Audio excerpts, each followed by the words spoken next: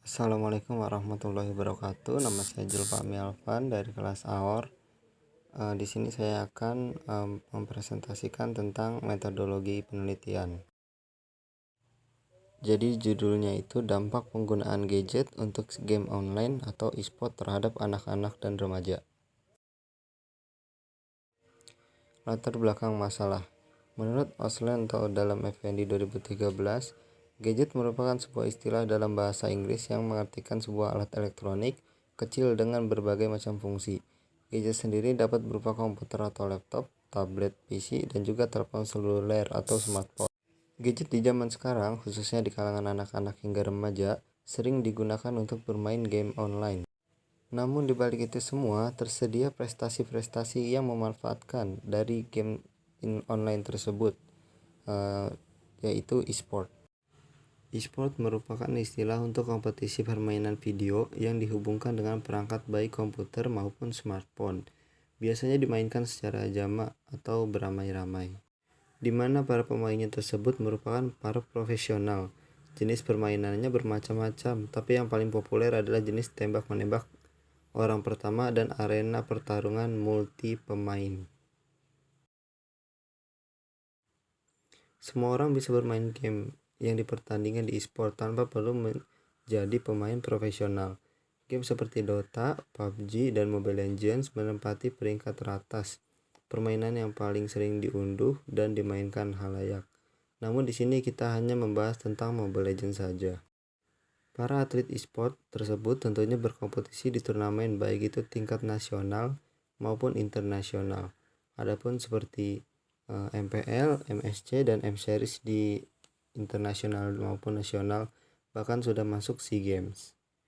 Game sendiri sangat populer di Indonesia, membuat jumlah gamers banyak pula. Dikarenakan faktor suka, ada happy, serta menjadi pelampiasan stres merupakan hal utama banyak jumlah gamers di Indonesia. Namun terlepas dari itu semua, dibutuhkan bakat dan latihan lebih agar bisa mendapat prestasi dari e-sport.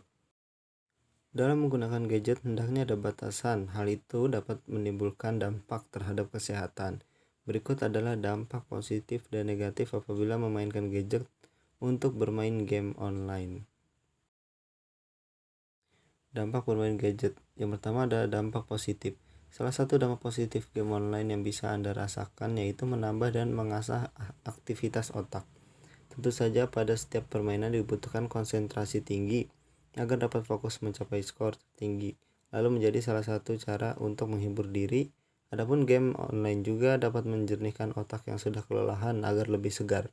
Selain menghibur diri, game online juga dapat mengusir stres. Aktivitas bermain game dapat mengendurkan ketegangan syaraf. Namun ada juga dampak negatifnya, yaitu sering kali seseorang yang sudah kecanduan game online mengalami gangguan tidur sehingga mempengaruhi sistem metabolisme tubuhnya. Sering merasa lelah atau fatigue syndrome, kaku leher dan otot, hingga carpal tunnel syndrome.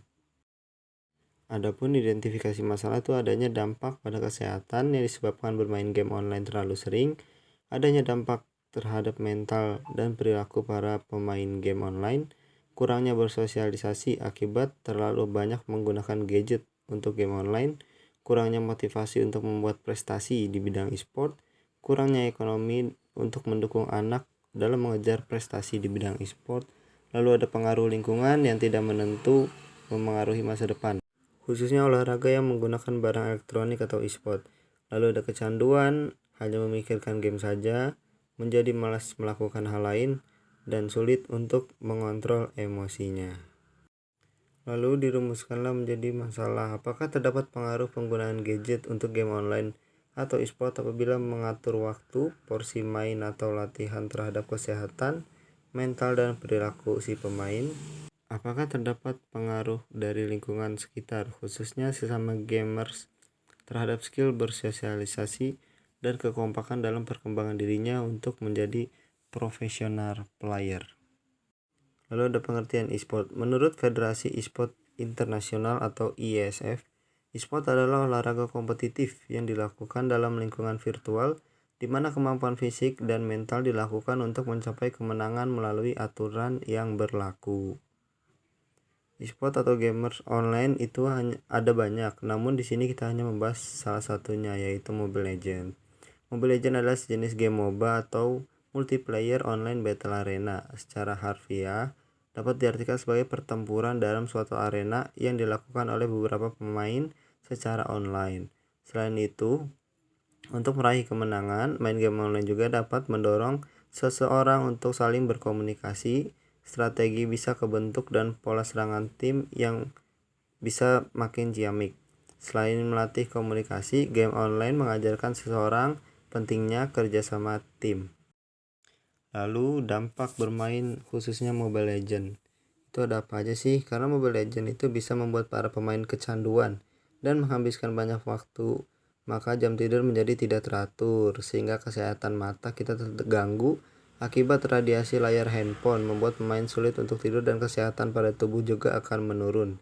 Itu dari HUN 2021. Bahkan pro player yang sudah lama pun bisa terkena sindrom. Lalu juga ada cedera pada tangan, bahkan bisa menimbulkan kecacatan akibat bermain Mobile Legends terlalu lama dan juga sering. Nah, gimana sih solusinya agar tidak kecanduan game? Yang pertama, terapkan batasan, yaitu membatasi anak dalam bermain game online, seperti membatasi akses perangkat gamenya dan juga dari jam mainnya. Lalu ada terapkan rutinitas sehat. Ketika anak sedang berada di waktu luangnya, alihkan perhatiannya dengan aktivitas yang lebih menyehatkan, seperti olahraga dan membaca buku. Lalu melakukan terapi perilaku kognitif. Orang tua dapat mencoba untuk melakukan terapi perilaku kognitif guna mengatasi perilaku adiktif pada si anak, untuk membantu mengatasi anak yang kecanduan game online cukup parah. Lalu bantuan profesional. Bila orang tua sudah merasakan kesulitan ataupun tingkat kecanduan game online yang dialami si anak itu terbilang parah, ada baiknya untuk berdiskusi dengan psikolog. Di balik itu semua, adakah manfaat dari game tersebut? Permainan dapat menjadi salah satu cara untuk menghibur diri. Adapun game online juga dapat menjernihkan otak yang sudah kelelahan agar lebih segar. Selain menghibur diri, game online juga dapat mengusir stres. Aktivitas bermain game dapat mengendurkan ketegangan syaraf. Dengan adanya permainan Mobile Legends bisa melatih kerjasama tim dan melatih komunikasi yang bermanfaat dalam kehidupan sehari-hari. Lalu juga ada kerjasama tim dan bisa mengatur strategi untuk kebutuhan kerja kelompok bekerja di masyarakat. Selain itu, di dalam dunia olahraga, bermain game merupakan bagian dari olahraga. Untuk itu, semua olahraga pasti ada kejuaraan serta pertandingannya. Untuk bermain game, jika menjadi profesional, akan mampu membela negara di kejuaraan-kejuaraan nasional maupun internasional. Kesimpulannya, olahraga e-sport atau bermain game online MLBB ini, meskipun dinilai buruk dan membahayakan bagi kesehatan, game ini juga mampu membuat prestasi besar apabila seseorang mampu bersaing dengan para pro player dari negara lain. Lalu ada tips bermain Mobile Legends.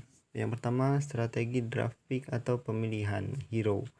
Yang pertama, pilih counter hero dari draft pick atau ibaratnya hero musuh tuh bisa di counter dengan hero kita.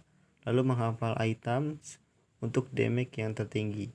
Lalu apapun hero-nya, selalu perhatikan peta atau map dalam game. Dan untuk meniru build item, bisa meniru pro player atau top global. Lalu ada membangun chemistry, karena game ini membutuhkan chemistry. Berikut cara membangunnya, yaitu sering-sering nge-troll atau nge-rank bareng. Nge-troll itu kita bermain dengan sengaja atau pura-pura kalah. Lalu bikin teman satu tim percaya sama kita, disiplin di saat nge-game, tetap dukung tim apapun yang terjadi. Dan kalaupun kita jadi kapten, kalau bisa kita adalah pembakar semangat teman-temannya. Lalu pada saat in-game yaitu pahami kegunaan farming atau mencari uang di dalam game. Lalu makan minion atau membunuh minion di saat jalur kita kosong. Bikin setup untuk perang, lalu komunikasi dengan teman tim itu dengan baik. Lalu ini ada penjelasan tentang populasi penelitian. Menurut Ari Kunto 2010 halaman 173, populasi adalah keseluruhan subjek penelitian. Populasi dalam penelitian ini adalah anak-anak dan remaja di lingkungan Depok. Sampel adalah sebagian atau wakil dari populasi yang akan diteliti. Nah, sampel diambil berdasarkan kriteria sebagai berikut, yaitu pemain e-sport bersedia atau mau menjadi sampel, kategorinya itu ada anak-anak, pemainnya laki-laki, pemain benar merupakan player MLBB e-sport, komunikasi serta kerjasama dalam tim, efek saat bermain game, dan setelahnya. Lalu di sini ada penjelasan tentang variabel penelitian.